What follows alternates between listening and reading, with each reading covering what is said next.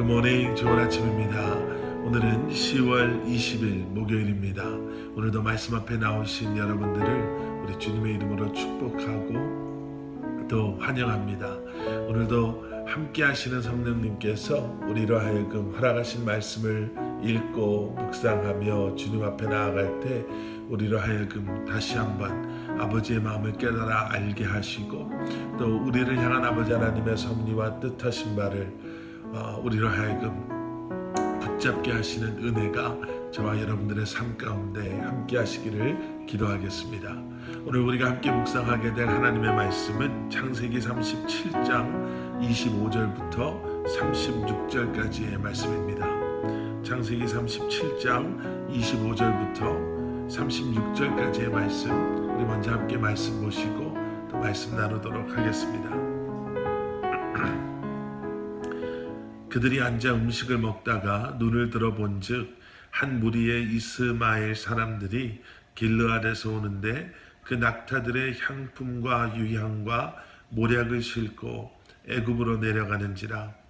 유다가 자기 형제에게 이르되 우리가 우리 동생을 죽이고 그의 피를 덮어둔들 무엇이 유익할까? 자, 그를 이스마엘 사람들에게 팔고 그에게 우리 손을 대지 말자.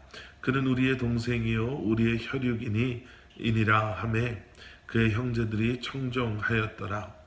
그때 미디안 사람 상인들이 지나가고 있는지라 형들이 요셉을 구덩이에서 끌어올리고 은 20에 그를 이스마엘 사람에게 팔매 그 상인들이 요셉을 데리고 애굽으로 갔더라.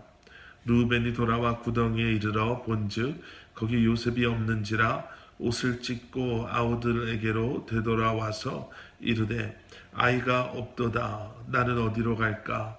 그들이 요셉의 옷을 가져다가 숫 염소를 죽여 그 옷을 피에 적시고 그의 채색 옷을 보내어 그의 아버지에게로 가지고 가서 이르기를 우리가 이것을 발견하였으니 아버지의 아들의 옷인가 보소서 하매 아버지가 그것을 알아보고 이르되 내 아들의 옷이라. 악한 짐승이 그를 잡아먹었도다.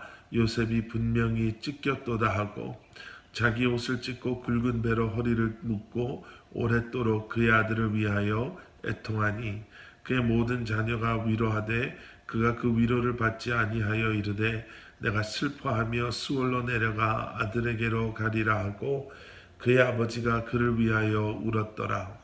그 미디안 사람들은 그를 애굽에서 바로의 신하 친미대장 보디발에게 팔았더라.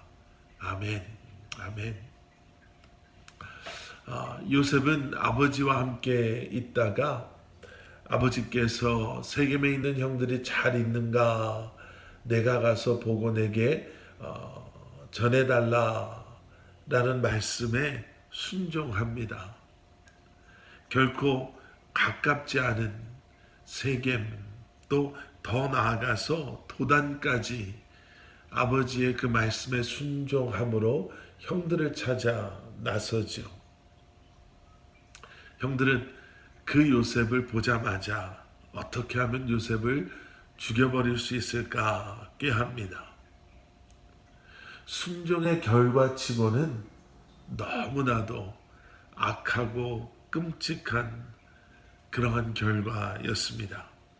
물론 요셉이 아버지의 편애를 받아서 형들이 불편해했던 것도 사실이고 아버지가 그런 요셉에게 채색 옷을 입힘으로 모든 사람에게 그러한 아버지의 편애를 보여주셨던 것도 사실입니다.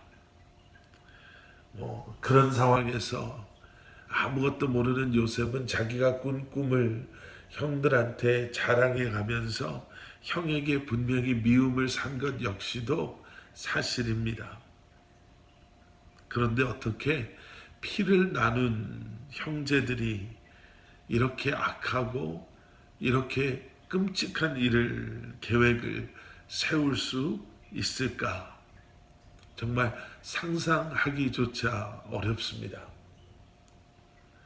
그런데 오늘 본문 말씀을 보시면 오늘 본문 말씀 전체가 어떻게 그런 것이 가능했는가를 보여주는 그러한 일들로 가득 차 있습니다.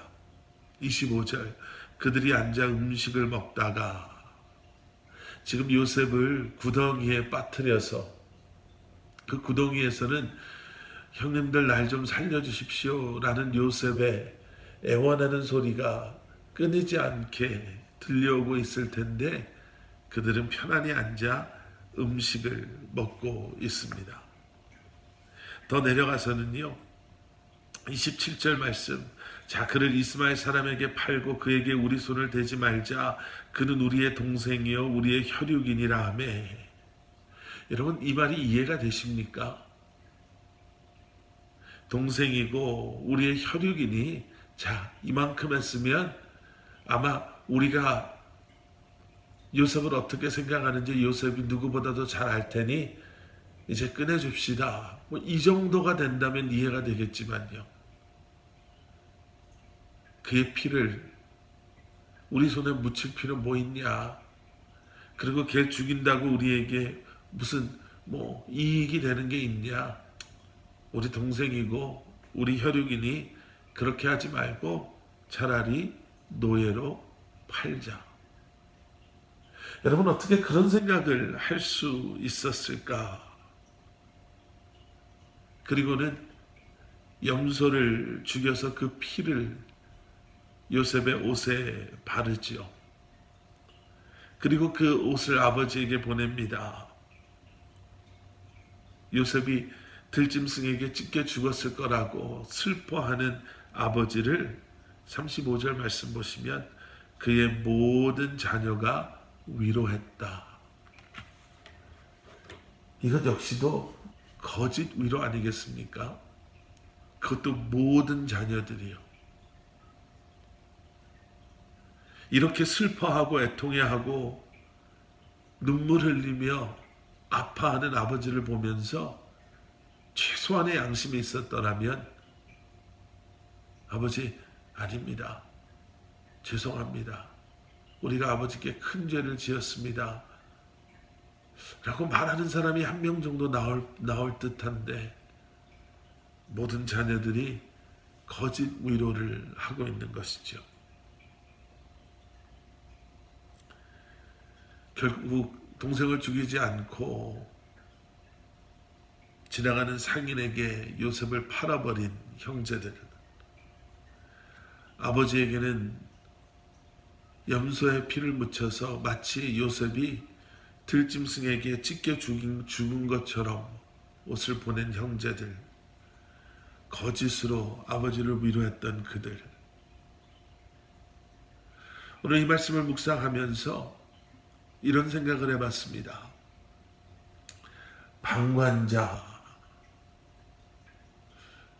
지금 이 모든 것을 바라만 보고 있었던 형제들, 누구 하나도 형들에게 형 이거는 아닙니다, 어떻게 우리가 이럴 수 있습니까? 라고 말했던 사람이 없었다라는 것이 얼마나 슬프고 안타까운지 모릅니다.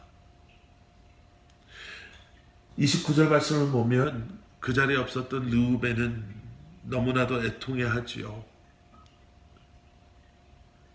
르우벤만 같은 사람이 몇 사람이라도 더 있었더라면, 르우벤이 더 적극적으로 말렸더라면, 르우벤에게 더 큰 영향력이 있었더라면.